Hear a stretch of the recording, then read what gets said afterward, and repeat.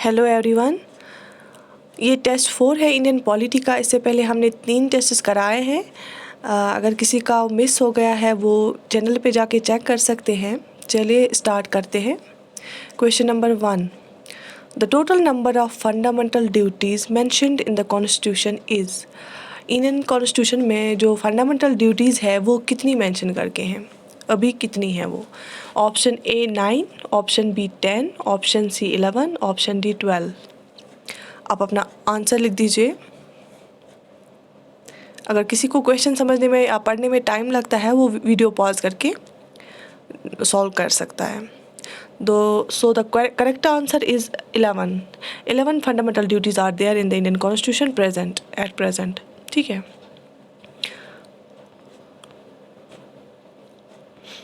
Question number 2,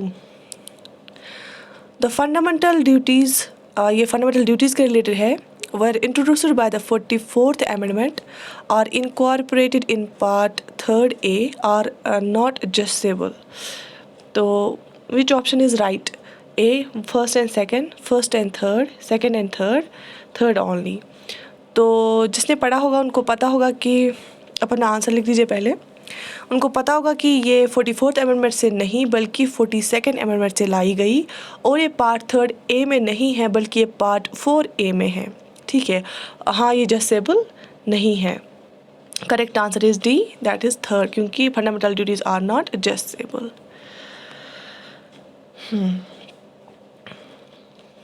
question 3, a government is a federal or unitary on the basis of relations between the। हम government को बोल सकते हैं कि ये फेडरल गवर्नमेंट है या यूनिटरी गवर्नमेंट है, किस बेसिस पे, किसके बीच रिलेशनशिप देखी जाती है? 3 organs of government, centre and states, legislature and the executive, constitution and the states. तो आप अपना आंसर दीजिए।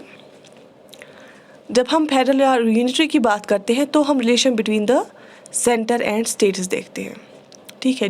कल हमने क्वेश्चन में किया था एक, due to linguistic and regional diversity we have federal quasi federal form of government. So option B is right option. Question 4, which part of the constitution deals with the directive principles of state policy? Option A part 3rd, part 4, part 5 and part 2nd। आप answer दीजिए। Part 3rd तो fundamental rights के related है, part 5 is for union government, तो part 2nd नहीं आएगा। Part 4 is correct answer. Part 4 DPSPs के लिए है और पार्ट 4A फंडामेंटल ड्यूटीज़ के रिलेटेड है। ठीक है। So option B is right option. The 12th schedule of the constitution contains provision related to the elections to panchayats, contains subjects over which municipalities may have control, contains recommendations related to establishment of state finance commission, was added by the 73rd amendment act। इनमें से कौन सा option सही है 12th schedule के लिए? सो option B, क्योंकि इसमें कंटेन सब्जेक्ट्स और विच म्यूनसिपलिटीज़ में हैव कंट्रोल, क्योंकि पंचायत का रिलेटेड है 73rd कॉन्स्टिट्यूशन अमेंडमेंट एक्ट। ठीक है। और फाइनेंस, स्टेट फाइनेंस कमीशन का भी इसमें नहीं है, वो है, ये किसके रिलेटेड आता है 12th शेड्यूल? 12th शेड्यूल आता है म्यूनसिपलिटीज़ के रिलेटेड, जो 74th कॉन्स्टिट्यूशन अमेंडमेंट एक्ट से आया। Option B is correct option. Another question, the 9th schedule was added by the डेरिश अमेंडमेंट। किस अमेंडमेंट से 9th शेड्यूल हमारे कॉन्स्टिट्यूशन में आ गया? तो आप आंसर देख लीजिए ऑप्शन देख के। तो correct answer is first amendment के थ्रू 9th शेड्यूल हमारे कॉन्स्टिट्यूशन में इनकॉर्पोरेट हुआ। Option is correct option. In the constitution of India promotion of international peace and security is mentioned in the. जो इंटरनेशनल पीस एंड सिक्योरिटी के बारे में, promotion of international peace and security है, वो किस में दिया गया है? Preamble to the constitution, directive principles of state policy, fundamental duties and 9th schedule. पहले ही अगर हम देखेंगे, आप आंसर कीजिए। 9th शेड्यूल में बिल्कुल भी नहीं है, फंडामेंटल ड्यूटीज़ में भी नहीं है, प्रियम्बल में भी नहीं है, ये promotion of peace and security ये directive principles of state policy में है, पार्ट 4 में, आर्टिकल 51। चलिए जी आगे देखते हैं। Which language is not recognized in the 8th schedule though it is an official language of a state? तो स्टेट यहाँ पे गवर्नमेंट ऑफ इंडिया को भी बोल सकते हैं। तो जो लैंग्वेज है वो 8th शेड्यूल में नहीं है, क्योंकि 8th schedule is related to the language जो हमारे कॉन्स्टिट्यूशन में है। हाँ, ये ऑफिशियल लैंग्वेज है स्टेट की, मगर ये 8th शेड्यूल में नहीं है। तो कौन सी ऐसी लैंग्वेज है? इंग्लिश, सिंधी, संस्कृत, कश्मीरी। तो मुझे लगता है सबको पता होगा ये कि English is not in 8th schedule, though it's an optional language of the state. So option A. Question number 9. A proclamation of emergency issued under Article 352 must be approved by the. अगर article 352 के अंदर emergency होती है, article 352 के अंदर जो emergency होती है ये अप्रूव होती है बाय पार्लियामेंट। ये बोलती है कितने टाइम में अप्रूव होनी चाहिए।